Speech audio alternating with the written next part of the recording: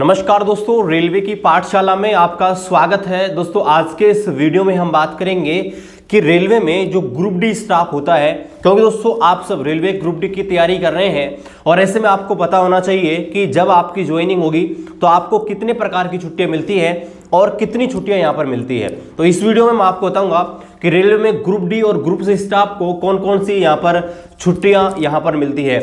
चलिए शुरू करते हैं आज के इस वीडियो को। उससे पहले आपसे रिक्वेस्ट है, रेलवे भर्ती के सारे अपडेट्स, सारी जानकारियां हम आपको हमारे इस चैनल में मिल जाएंगे।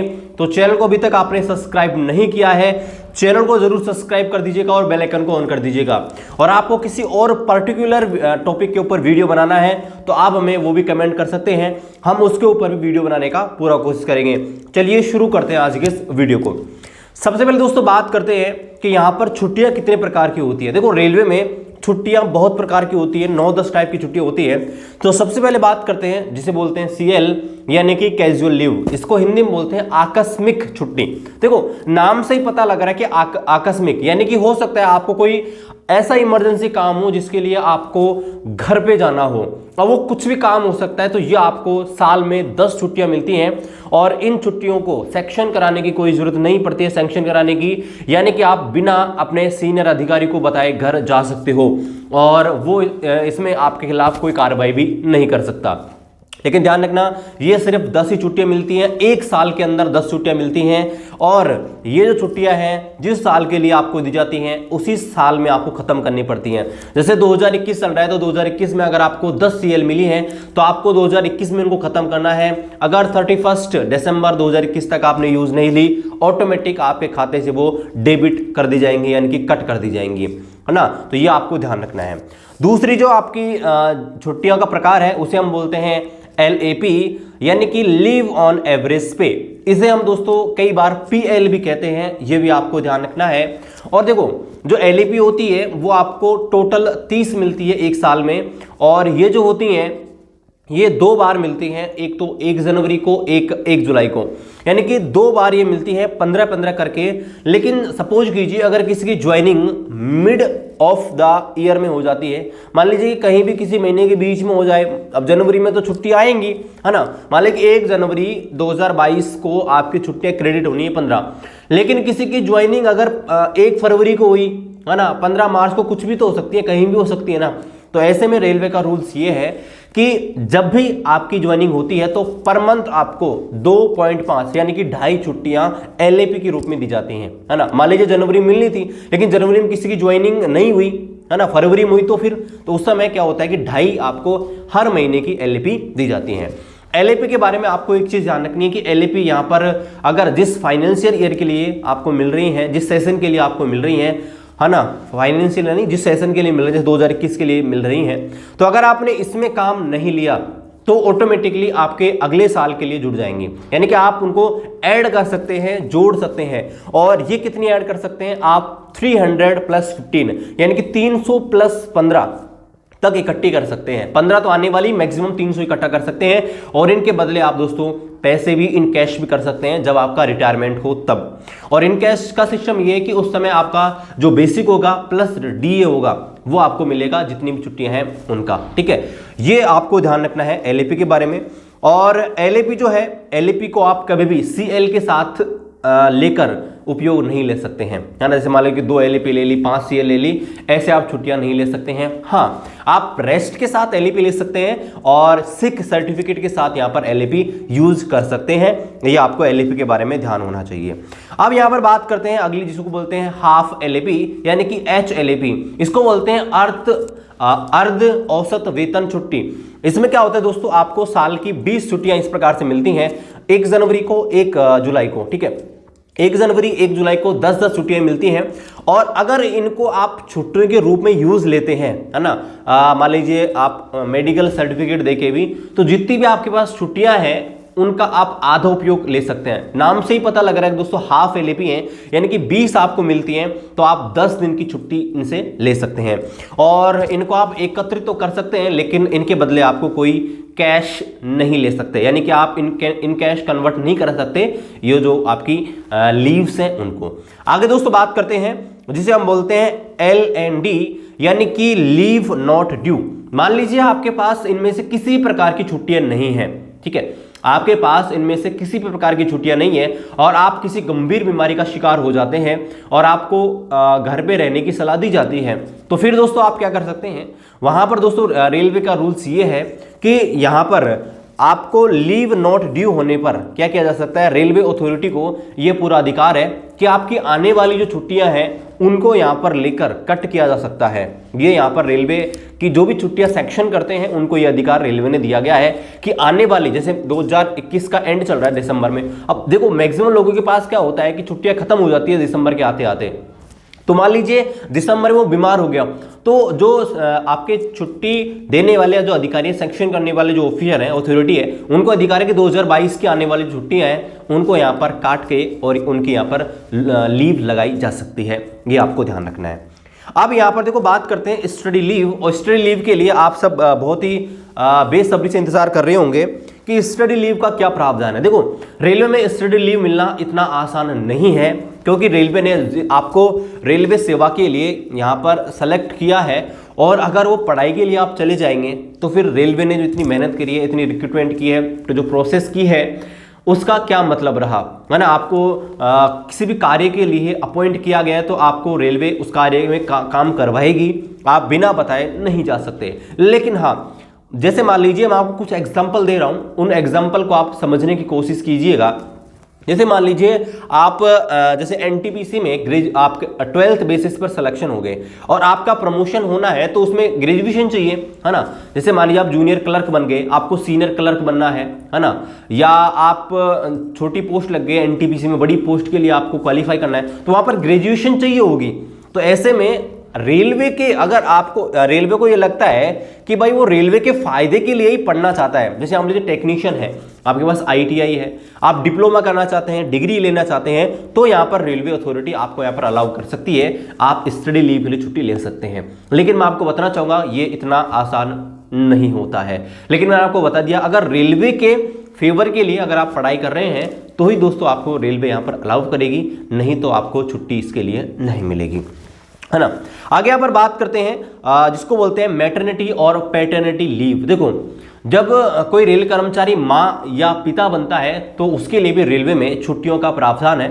जो पिता होता है उसको 15 डेज की छुट्टियां यहाँ पर मिलती है, 15 दिन की छुट्टी, और ये 15 दिन की छुट्टी वो कब ले सकता है, पिता बनने से 15 दिन पहले से लेके और पिता बनने के 6 महीने के बाद तक, यानी कि आपके जब प्रसव होता है ना, तो प्रसव से 15 दिन से पहले और 6 महीने के बाद, इस टाइम पीरियड में कभी भी वो इन 15 छुट्टियों को ले सकता है, ये एक साथ मिलती हैं।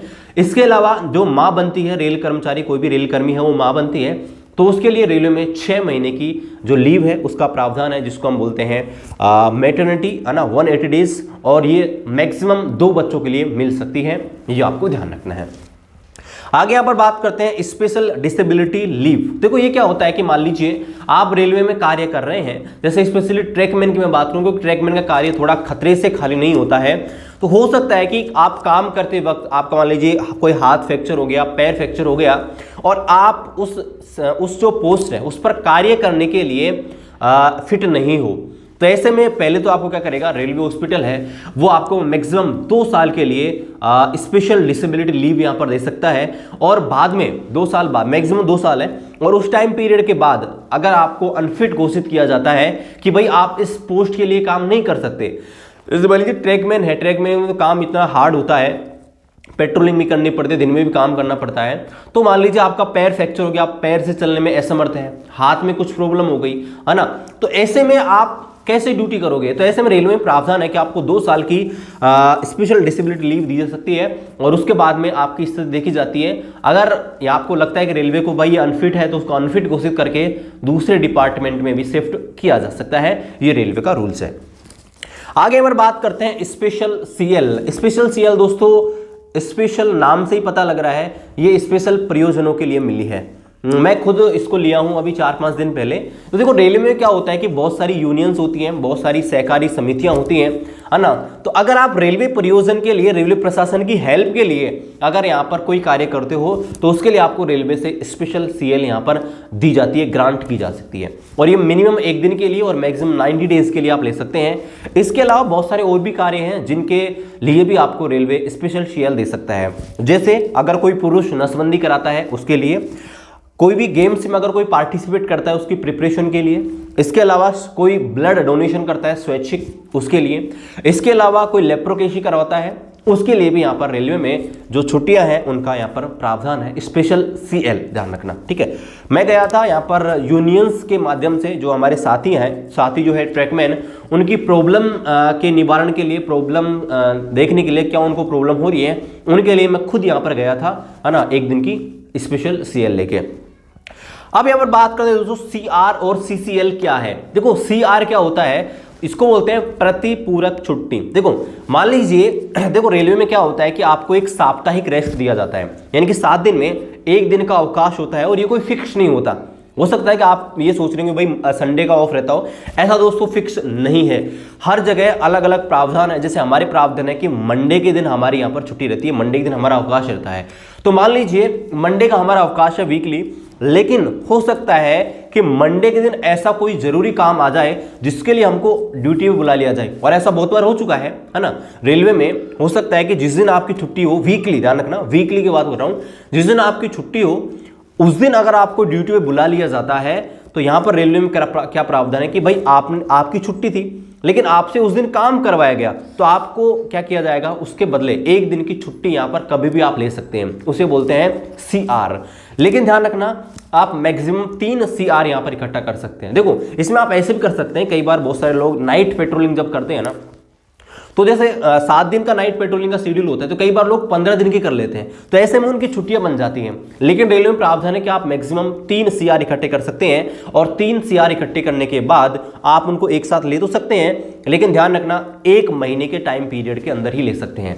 जैसे मान लीजिए कि मैंने मेरी 1 तारीख को, आने वाली 1 तारीख को मान लीजिए मेरी छुट्टी पड़ रही है वीकली, लेकिन मेरे को रेलवे ने किसी कार्य के लिए बुला लिया, तो ऐसे में 1 तारीख को मैं ड्यूटी करूंगा, है ना, 2 को 3 को करूंगा, तो 1 तारीख को मेरी जो छुट्टी मिलनी थी ना वो मेरी रिजर्व हो गई। उस छुट्टी को मैं कभी भी ले सकता हूं आने वाले पूरे 1 महीने में, है ना, 2 को 3 को 5 को, जब भी किसी भी कार्य के लिए मैं छुट्टी ले सकता हूं, और वो मेरी कहलाएगी सीआर, ठीक है। यानी कि मेरी छुट्टी थी लेकिन उसके बदले मैंने काम किया, तो वो सीआर या फिर सीसीएल कहलाती है। अब यहाँ पर बात करते हैं एनएच यानी कि नेशनल हॉलीडेज। देखो रेलवे में नेशनल हॉलीडेज 12 होते हैं, रेलवे ग्रुप डी स्टाफ की बता रहा हूँ, 12 यहाँ पर मिलते हैं, लेकिन ऑफिस वगैरह जो होते हैं उनमें 16 के प्रावधान है, लेकिन मैं बता रहा हूँ हमारे लिए 12 ही छुट्टियों का प्रावधान है।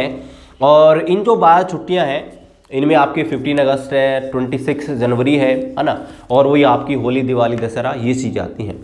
अब इनमें क्या होता है दोस्तों, अगर नेशनल हॉलीडे है और नेशनल हॉलीडे के दिन, आपको पता है भाई रेल तो ऐसी चीज़ है जो 24/7 चलती है, कभी रुकती नहीं है, तो काम तो पड़ सकता है ना। जैसे मान लीजिए पेट्रोलिंग चल रही है, तो ऐसा है नहीं कि भाई 15 अगस्त 26 जनवरी आ रही है तो आप नाइट पेट्रोलिंग नहीं रोकेंगे, है ना, या रेल सेवा नहीं करेंगे। तो रेलवे में प्रावधान क्या है, जैसे लोको पायलट है, और लोको पायलट ऐसे बोलेगा कि भाई नेशनल हॉलीडे है, मुझे छुट्टी चाहिए, ऐसा नहीं होता, क्योंकि रेल तो चलेगी।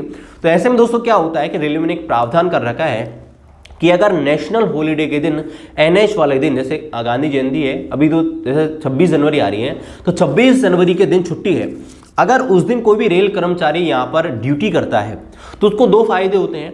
पहला फायदा क्या होता है, उसको एनएच अलाउंस मिलता है अलग से, और हमारा एनएच अलाउंस 350 के अराउंड है, 350 के आसपास है। उसके बदले उसको 1 छुट्टी और मिलती है, क्योंकि उस दिन उसकी छुट्टी थी इसलिए उसने ड्यूटी करी, तो उसको 1 छुट्टी तो मिलेगी। इसके अलावा एनएच अलाउंस में मिलता है, एनएच यानी कि नेशनल हॉलीडे अलाउंस, वो अलग अलग लेवल के हिसाब से अलग अलग होता है, हमारा 350 के आसपास है ना। ये आपके रेलवे में छुट्टियों के प्रावधान है। इसके अलावा एक होती है लीव विदाउट पे, है ना, जिसको बोलते हैं LWP। देखो LWP लेना इतना आसान नहीं होता, क्योंकि हो सकता है कि आप घर छोड़कर चले जाएं, और मतलब ड्यूटी छोड़ के चले जाएं, और हो सकता है कि ऐसा कोई कार्य हो जो आपके बिना नहीं हो पाए, है ना। जैसे मान लीजिए आपको सेलेक्ट कर रखा है और सारे के सारे लोग घर ही चले जाएं, तो भाई रेलवे कार्य में तो बाधा उत्पन्न होगी ना। तो रेलवे में क्या प्रावधान है कि आप लीव विदाउट पे ले सकते हैं, लेकिन इतना आसान नहीं होता, क्योंकि वैसे ही स्टाफ की शॉर्टेज होती है ना। आप दोस्तों जो है लीव विदाउट पे तो ले ही नहीं सकते, जितना मेरे को पता है इतना आसानी से नहीं मिलता, है ना। अगर आप बिना बताए जो आपके सेक्शन करते हैं छुट्टियों को, उस अथॉरिटी को बिना बताए घर भी चले जाते हैं, तो रेलवे में दंड के प्रावधान है ना, दंड के प्रावधान है। अगर आप चाहते हैं तो उनके ऊपर हम वीडियो बना देंगे, डिटेल से आपको बता देंगे कि किस किस प्रकार से चार्ज शीट यहाँ पर दी जाती है और क्या क्या प्रावधान है, वो चीज़ें हैं, है ना। तो ये आपको ध्यान रखना है। ये सारे जो चीज़ें थी आपकी छुट्टियों के बारे में थी, लेकिन एक चीज़ मैं आपको और बताना चाहूँगा, रेलवे में छुट्टियां जो होती हैं वो आपका कोई अधिकार नहीं है, राइट्स नहीं है। यानी कि आप जो आपको छुट्टी ऑथोराइज करने वाली जो अथॉरिटी है, आपको देने वाली अथॉरिटी है, आपके जो भी सीनियर हैं, उनको आप प्रेशर नहीं कर सकते कि मुझे छुट्टी चाहिए ही चाहिए। ये आपका अधिकार नहीं है, ध्यान रखना, है ना।